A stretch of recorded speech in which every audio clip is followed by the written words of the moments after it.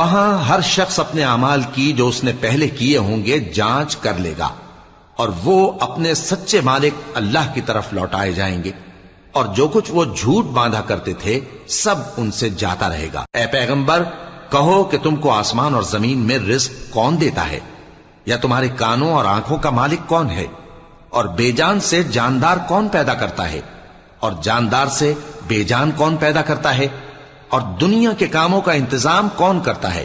تو یہی کہیں گے کہ اللہ۔ تو کہو کہ پھر تم اللہ سے ڈرتے کیوں نہیں؟